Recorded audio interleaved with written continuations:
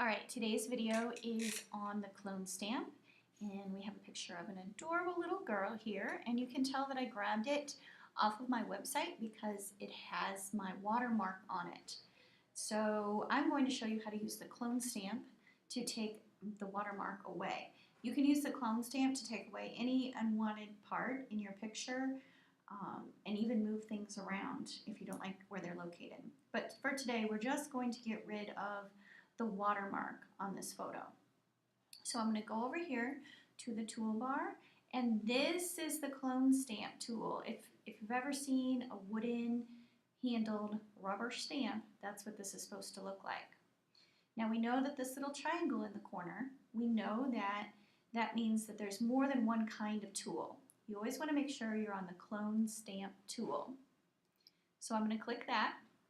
And I have a brush, typical brush, a circle, and we want to make sure that up here our mode is normal, our opacity is 100, and our flow is 100, and where it says align sample, you want that clicked, and current layer. So we want to make sure all these things are set up correctly so the tool acts like we expect it to. Now we want to get rid of my watermark, and I don't want to use this large of a brush, so I am going to make my brush smaller. And if you remember, you're going to use your bracket keys as your quick keys to make them smaller. I can make it larger. I'm using the bracket keys on my keyboard.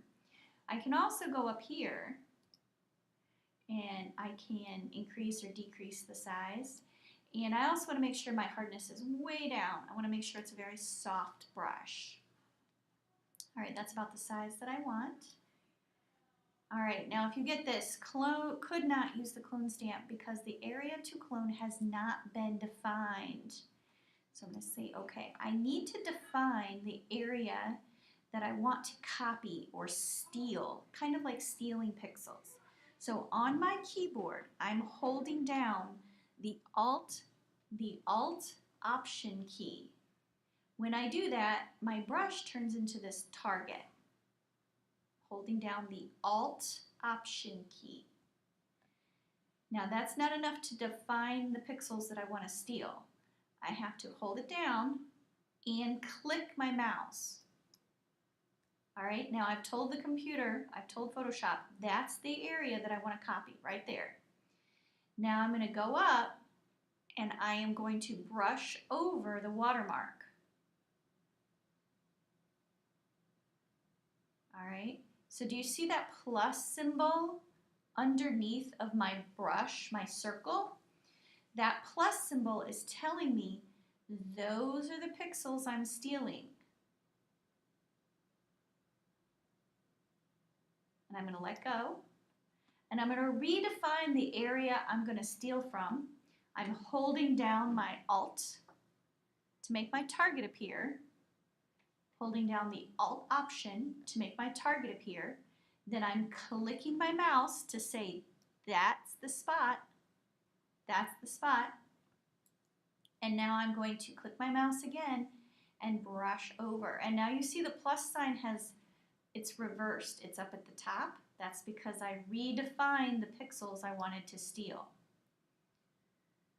Now I want to redefine the pixels I want to steal. I want to keep changing my sample to give it a little bit more realistic look. You don't want your clone stamp to repeat the same part of your picture over and over because then it becomes obvious that you've used the clone stamp. So I want to keep resampling. So I'm going to click. I'm holding down the Alt Option key. Click. Moving up to where I want to clone away. And I'm brushing over. And you can see the plus sign has moved again.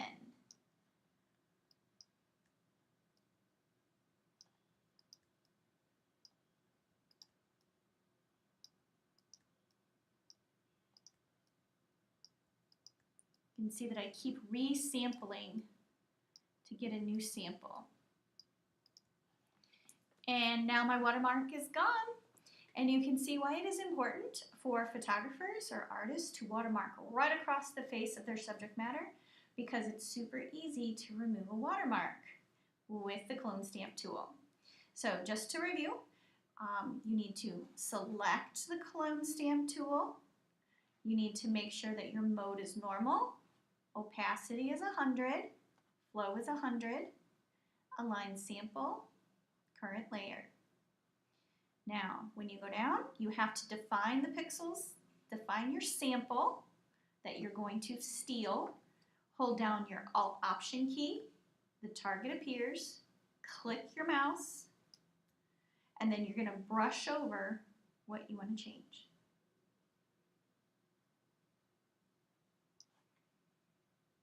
All right, that's how you use the clone stamp tool. So I want you to open up one of your photos and try it out.